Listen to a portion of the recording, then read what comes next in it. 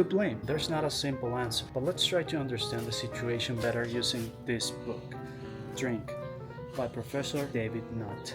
Besides many other stuff, he was the director of psychopharmacology unit at Bristol, later developing the Department of Neuropsychopharmacology and Molecular Imaging at Imperial London College, and in 2014 he was elected president of the European Brain Council. So you can understand I was expecting a lot. But more relevant for us in this video is that he was kicked out of his position at the Advisory Council on the Misuse of Drugs, apparently for a study he published on the harms of alcohol use in the Lancet. Why? Because he said alcohol is the most harmful drug of them all. So let's start with some interesting statistics. It says that typically in first world Western countries, alcohol is consumed by over 80% of all adults, and it says that of that 80%, only about 1/5 get into problems with drinking like Mango did.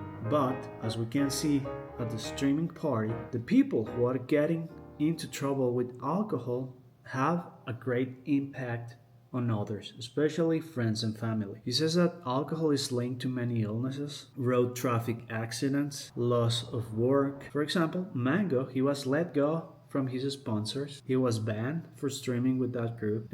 Alcohol is also linked to violence, harassment, and in the US, alcohol drinking costs 249 billion a year, of which 28 billion are on healthcare and 23 from crime.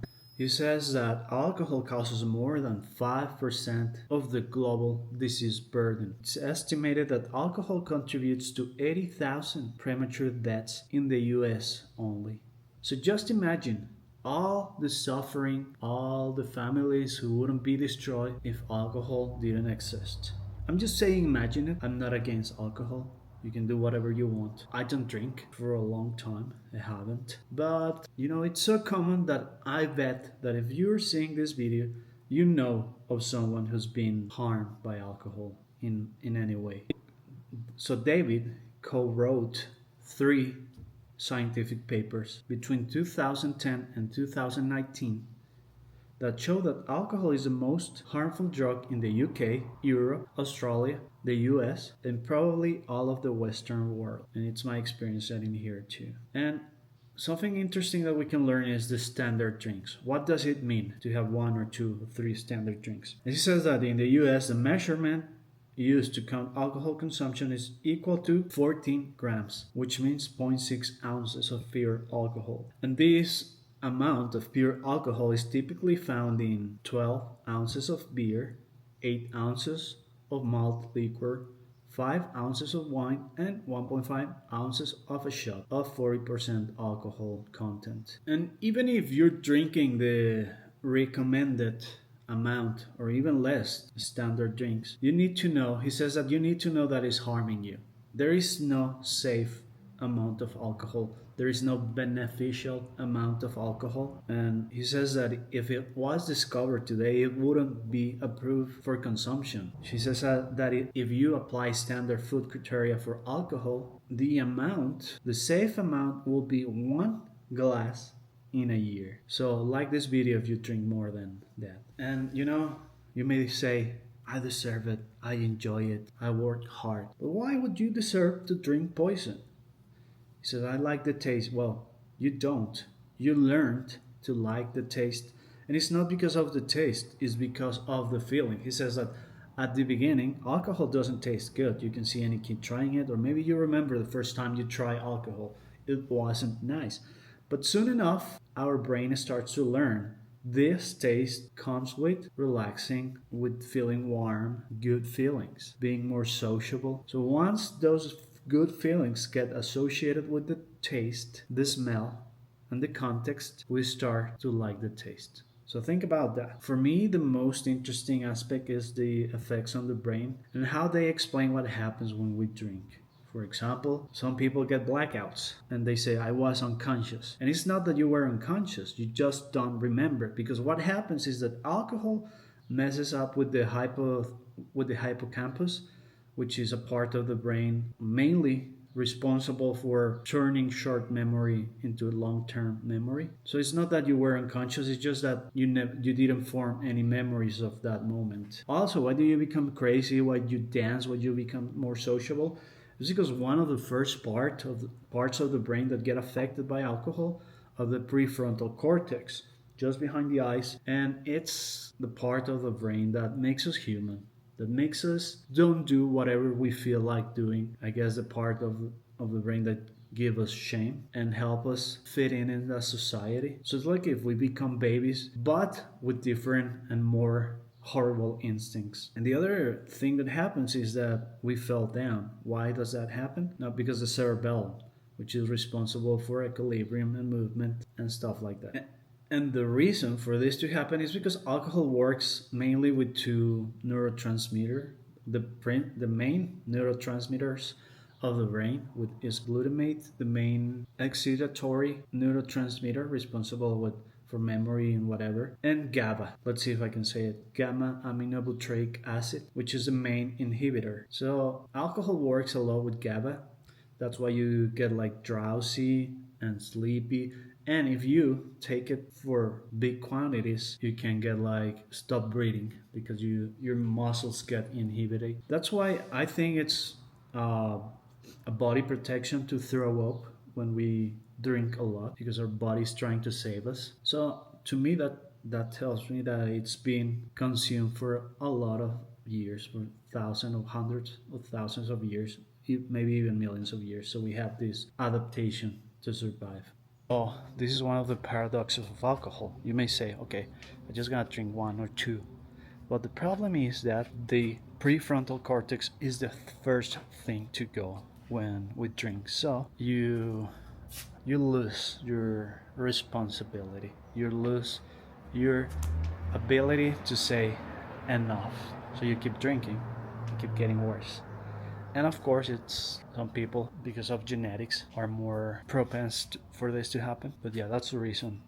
You may say, "I'm just gonna drink two or three," and you can't stop. It's kind of impossible. It's not about the will, but I guess you can work your prefrontal cortex. So, the thing you've been wanting to know: is there a hangover cure? He says the short answer is no, but you can fix the symptoms. You can take anti-inflammatory and stuff like that. I'm just gonna put the chart there for the things you could do to help you feel better. We tend to hear that drinking is healthy. That's the reason a lot of people drink, or they justify drinking every day. And you know, that's a problem. We gotta be honest. That is something that I've been advocating for a long time. If you wanna use something, use it. But don't lie to yourself and don't lie to everyone else, because lies have consequences. If you tell people that you smoke the herb because it's healthy, you're lying to yourself. You're lying to other people and you're gonna harm them. It's okay if you like to do it for fun, just do it, but accept it. Same with drinking. For a long time, people are justifying drinking because it's healthy. You can drink 1 glass or 2 glasses of wine, it's healthy for you. It's not. And you can still do it. Actually, David talks about the social benefits of drinking. Maybe you care more about that. That's okay. Maybe you don't want to live to 100. That's okay too. Because, you know, you gotta ask yourself, when is enough life? What are you willing to give up in order to get to 90, to 100? Why don't just live, enjoy life more? But that's another point. Some people are, oh, I deserve this, I'm just gonna enjoy it, and they drink too much. They harm themselves. So you gotta find a balance, but don't lie to yourself. Drinking is not healthy. You're doing it for avoidance, probably, to don't feel anxious, to relax, for whatever, because you don't have another hobby. Maybe you should look for another hobby. Yeah, you do it because you're anxious, you do it because you don't know what else to do. You better find something else to do. It's much better, more healthier, and that's it. And I had a good point, and I forgot it. And I'm feeling like this is gonna be the only good part of the video. You gotta think about something else. It's not just to be alive, it's to be able to live well. And what would you do with those extra years? You know, I don't drink, I don't smoke, and I'm happy. But you gotta have a reason to do it. So just to close the video, thank you. if you got here. I know it was a drag. I'm trying to get better at this. But who was responsible? Was it Mango? Was it Ludwig? Was it the universe? Look, if you want to help Mango, you gotta give him power. He is responsible. He's not responsible for his alcoholism. He's not responsible for his genetics, the way his brain works, but he's responsible for deciding to drink, for deciding to go somewhere where he was gonna be tempted to drink. And also, he is responsible for choosing to hang out with people who will make you drink for you. Ludwig, he's human too. He's not the devil. Most of us can't see how bad things are for other people, and we think, oh, they just have to control themselves, because we don't understand how the brain works. We don't understand genetics. So David talks about, for example, transplants, and some people say, should alcoholics be eligible for transplants? He says yes, because 80% of people drink and only 1/5 get into trouble. And nobody wants to be part of that 1/5. Nobody chooses that. Nobody enjoys that. Nobody likes to wake up the next day and remember what they did. Or don't even remember. Being told, like, do you remember what you did? Oh, this time you really went too far. Nobody likes that. Nobody goes out to drink hoping to destroy their lives or the lives of others. But you are responsible to not pick that first drink if you want. Hopefully this was useful for you.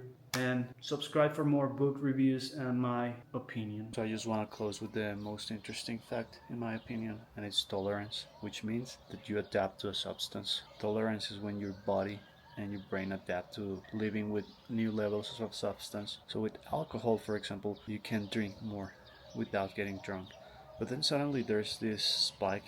You can drink more, then you go down. So, and it has to do with the liver and alcohol dehydrogenase. So when you start drinking, your liver doesn't produce much, it's not efficient, and then it starts getting better. So then you can drink more. Then at the end, when you get sick, like cirrhosis, your liver doesn't work well, you start getting drunk faster again because you don't produce that. And the process is that your liver transforms ethanol into acetaldehyde, which is kind of poison. And well, that's it. Bye.